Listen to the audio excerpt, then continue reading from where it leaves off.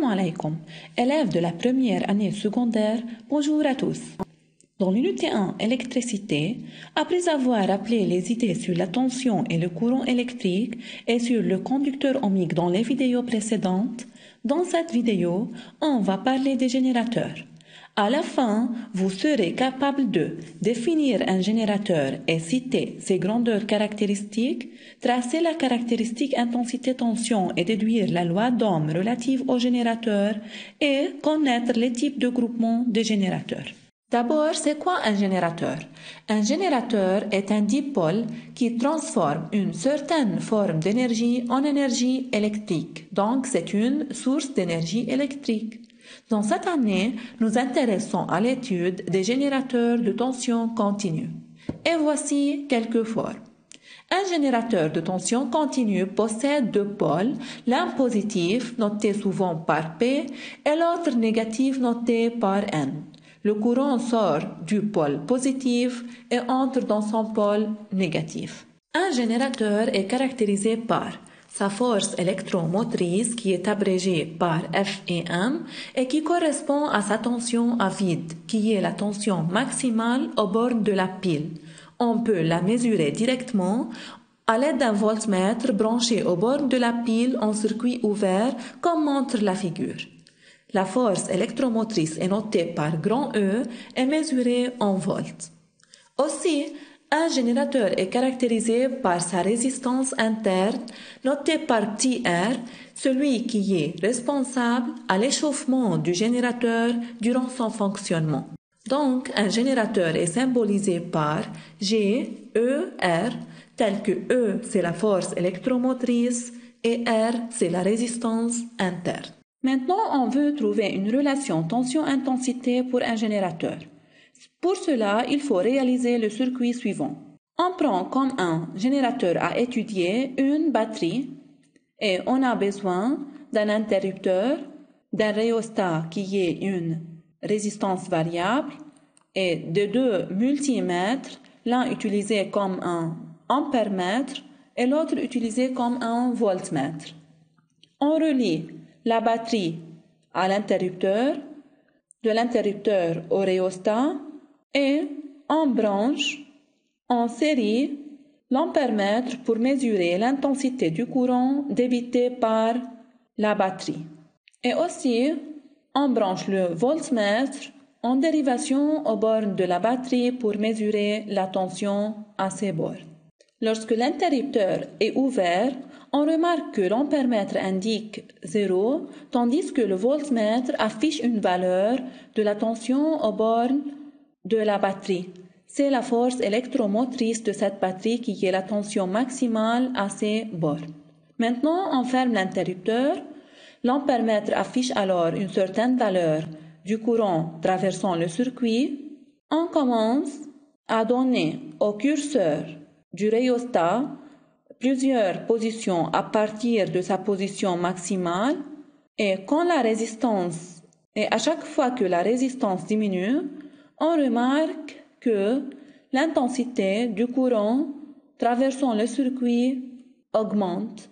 Et en même temps, en observant le voltmètre, on remarque que la tension aux bornes de la batterie varie aussi. Et on note qu'elle diminue avec l'augmentation de l'intensité du courant. Le montage du circuit réalisé est représenté par ce schéma. Et à chaque position du curseur, on enregistre les indications correspondantes de l'ampèremètre et du voltmètre.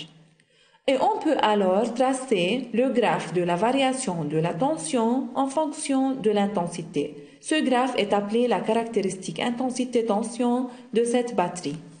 La courbe obtenue est une droite décroissante qui ne passe pas par l'origine et de pente négative. L'équation générale de cette droite ayant la forme de y égale à x plus b. Mais comme l'axe des ordonnées représente la tension et l'axe des abscisses représente l'intensité, alors on peut écrire que U égale à I plus B. Mais que représentent A et B? Commençons par B. B, c'est l'ordonnée à l'origine, c'est-à-dire la valeur de la tension pour I est égal à 0. qui est la tension à vide. Et par suite, on peut déduire que B est égal à E, qui est la force électromotrice du générateur. Et remarquons ici que E, c'est la valeur maximale de la tension au bord du générateur. Et A représente la pente de la droite, qui est égale à delta U divisé par delta I. On trouve que l'unité de la pente est le volt par ampère, qui est l'ohm. Alors on déduit que la pente représente la résistance interne du générateur. Mais puisque A est négative et la valeur de la résistance doit être toujours positive, alors R est égal à la valeur absolue de A. Donc l'équation de la droite caractéristique du générateur est écrite sous forme UPN égale moins RI plus E. Cette équation traduit la loi d'Ohm relative à un générateur, avec R est la résistance interne du générateur et E est sa force électromotrice. Notons que UPN est toujours plus petite ou égale à E. Passons maintenant au groupement des générateurs. On va étudier deux types de groupements qui sont en série et en opposition. Premièrement, les générateurs sont branchés en série si la borne positive de l'un est reliée à la borne négative de l'autre. Ces générateurs sont équivalents à un générateur ayant une force électromotrice E équivalent égale à la somme des forces électromotrices de ces générateurs. Et une résistance interne R équivalent est égale à la somme des résistances internes de ces générateurs. Dans cet exemple, on a trois générateurs montés en série. Ces trois générateurs fonctionnent comme un générateur équivalent ayant E équivalent est égal à E1 plus E2 plus E3 et R équivalent égal à R1 plus R2 plus R3. Mais lorsque la borne négative de l'un est reliée à la borne négative de l'autre, ou lorsque les deux bornes positives sont reliées entre elles, on dit que ces générateurs sont montés en opposition. Dans ce cas, le générateur qui a la plus grande force électromotrice impose le sens du courant et joue le rôle d'un générateur. L'autre joue le rôle d'un récepteur. Observez cette figure. Dans ce circuit, les deux générateurs G1 et G2 sont montés en opposition, car la borne négative de l'un est reliée à la borne négative de l'autre. En considérant que E1 plus grande que E2, alors le courant quitte la borne positive de G1 et on remarque que le courant entre dans la borne positive de l'autre. Pour cela, on dit que ce générateur joue le rôle d'un récepteur. Merci pour votre attention et maintenant référez-vous au dossier ci-joint pour étudier la fiche de résumé avant de visionner la deuxième vidéo.